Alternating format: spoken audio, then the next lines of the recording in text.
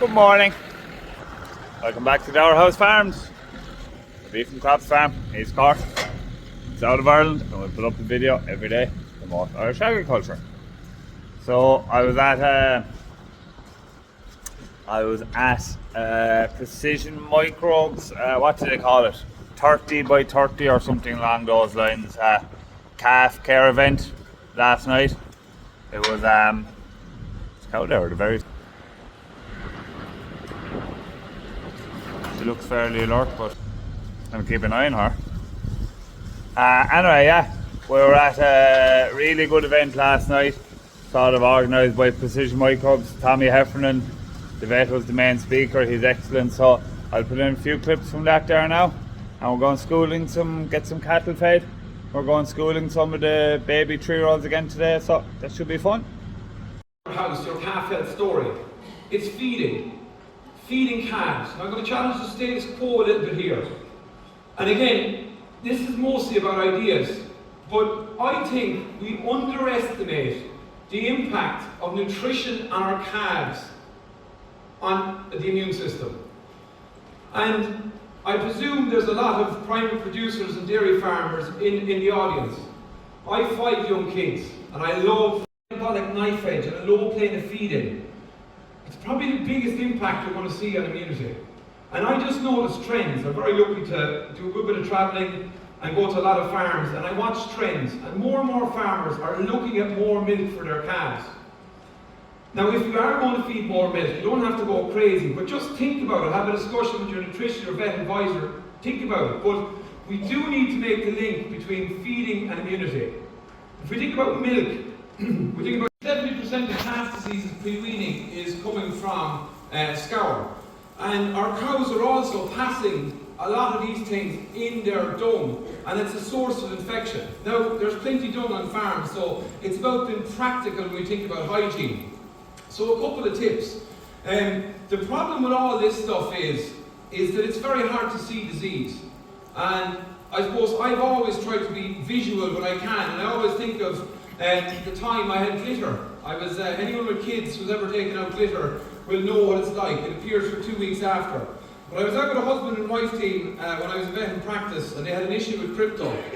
And I was trying to explain that the calf is taking in, I don't know, can I pick up this piece of glitter? 100 ounces. And then I was going around after, I was sprinkling my glitter around the pen. And I was saying, that's what the calf becomes like a factory for it. So it's very difficult. We want to try and stop it. But in fairness, the wife got it and the husband was laughing at me. But I always remember he rang me 3 days later. I've told this story many times. And he was going in for his egg after milking. And the table started to sparkle.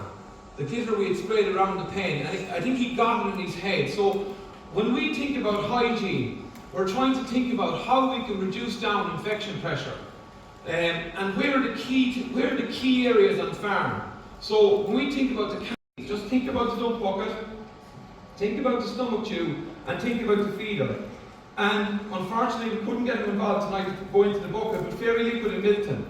There's a big difference between a detergent and a disinfectant.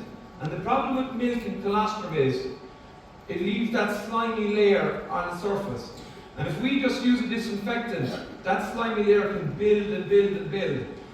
So we have to use detergents to get rid of biofilm. So a very simple process for cleaning any feeding equipment is cold water, wash, then maybe a hot wash with detergents, and then use your disinfectant. But there's a big difference between detergents and disinfectants.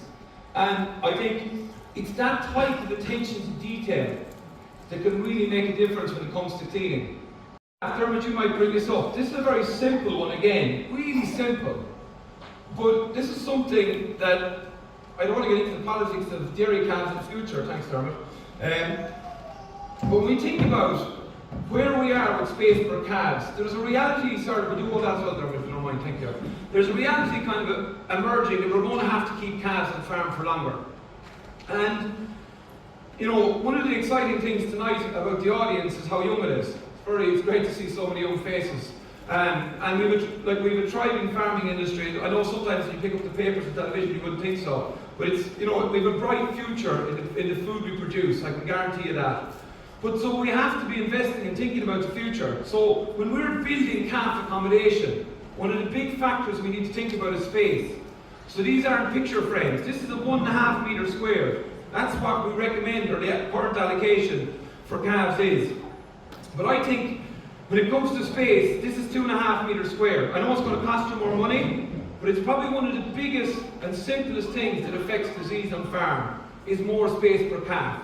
What you think about is, on this seesaw is fresh air. So there's not much of it in here tonight. You're still all awake. None of you are on not too many of you are on the phones. That there's having a sneaky look at TikTok. But fresh air is really important. Again, it's a thing called ozone in it. So what would you think you do when you're going to put more fresh air with an open shed through the job's oxo-Tommy? But when we have too much fresh air, it creates cold calves. And it's why we have the great challenge in Ireland of building the perfect calf shed. And that calf shed in Cavan was damn close to perfect, but it probably was cold. So when we look at getting fresh air in the shed, we've also got to think about that the calf, I'm not going down there again, I can get back up, is 80% of its days down here.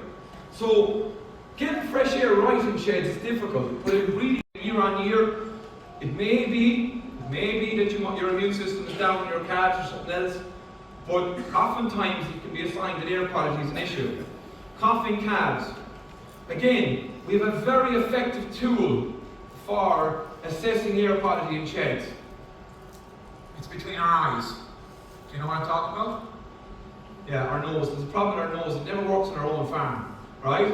So sometimes you need people to come in, but if you're smelling that ammonia smell, that's a sign that things are damp. There's a challenge. So, when we talk about water quality, people love one thing. Jesus, that's why my calves are sick, I have bad water. It's another element to calf area. So what we've seen with our farms over the last number of years is, if you imagine, we test water quality a lot of times at our wells or maybe mains water, but our farms have got bigger, and we've more and more pipe work, and we're plugged into maybe tanks inside header tanks and sheds. And the problem is, a bit like with the milk and the colostrum, when water sits in tanks and pipes at high temperatures or different things, it gets a build-up of biofilm and slime. And I think this is particularly important when we're looking at automatic feeders, or in seasonal calving systems, which a lot of you will be down south here in Cork have. That if we have a header tank sitting up in the corner of the shed, that at least we're cleaning it out in between seasons. And if you're seeing a lot of bloat in your calves, you need to look at water quality. Up sick calves, it's still a massive skill, because no matter how good you are, I'm pretty sure none of you are perfect, you're a bit like myself, that we need to be good at watching for sickness. Because the problem when we see infections, like a calf scar or a bug like that, I don't know if you get this, when it gets in, it does damage. The longer that infection is going on, the more damage is done to the tissue, the harder it is to repair. So you can't spend enough time looking at normal calves. I was a very poor stock person. I had to learn it. I had to go and look at calves, because if you can pick up that pant, that bit of a swelling or that wet arse quickly, and you act quickly, it can make a huge difference. So you can't underestimate that power of stockmanship. Stress in the story. And stress is very hard to really quantify because it's invisible again. So if you decided to come up and attack me right now, I have a choice. I'd probably run away, right? So it's flight or fight. Our cows and our calves are species of prey. So their defense mechanism is, they have these ancient defenses around stress that is, when they're being attacked, it's usually to flee. And that dictates a lot of behaviour. We're the same. We're not being chased by the lion. And some of the stressors we can control, and probably the biggest stressor in Irish farming systems is the weather. And that's out of our control. But the problem with this cortisol is it gets into the gut. I'm going to talk about the gut next.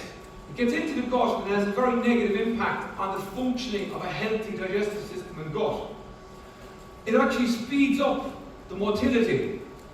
Some of you have had that feeling. I got it when I was in the gut.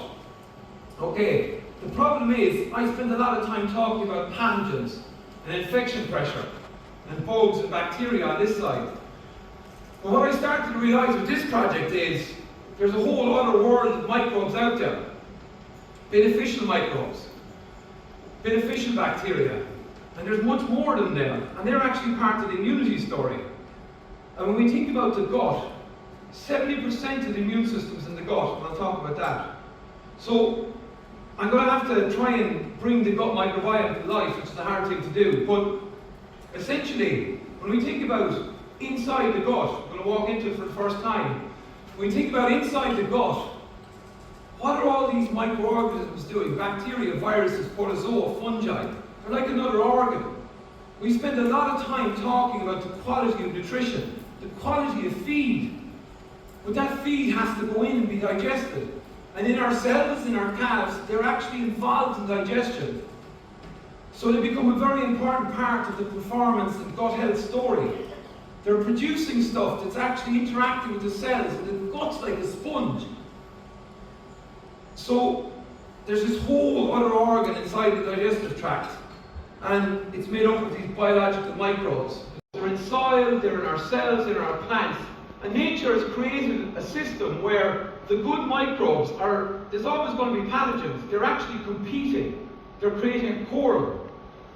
So when we think about a healthy gut, it does start, I started thinking, well, this does make a bit of sense that gut health is important. Yourselves as well in the whole journey. It's coming up to Christmas time. Enjoy the buckets. If you happen to bring the bucket home tonight and you have an old TikTok account or Instagram account and you put it up on there, we won't give out to you about it, okay? But look, huge thanks to everybody. Big thanks to FPD team. I'll have to get a free precision microbes now to do that, I think. It gave me a chance to really be involved in the project of a lifetime. And you have to take. We got a free bucket for our night's endeavours anyway. Now I hope you enjoyed that video, or those few clips. It was a really good meeting last night. I learned a lot, and one thing I took out of it is just hygiene, you know, with an automatic feeder, and they were just saying, you know, to clean the teats, change the teats every day, which I never do, but I'm going to start doing. We don't typically have a lot of trouble around calf rearing time anyway, but where we've used the microbes now lately has been, so that calf that was sick in there last week, or he's wailing, whatever he is. I think it was a huge help to get him on the road, back on the road. We've had a lot of them type cases before where they haven't made it, so look, we used it this time and it worked, so that's as much as I can vouch for it. But I'm going to keep looking into it and using it a little bit more maybe. I think they're a good product. So yeah, look, watch this space, we'll see what happens for the spring. Something exciting came today, something I've been waiting a long time to get. I got a demo of it, so we'll show you that now tomorrow. Busy day now tomorrow, very busy day tomorrow. We'll do mucking out, show you that demo, and a bit of work involved with operating that job and all the feeding and things. So see you tomorrow from Order House Farms.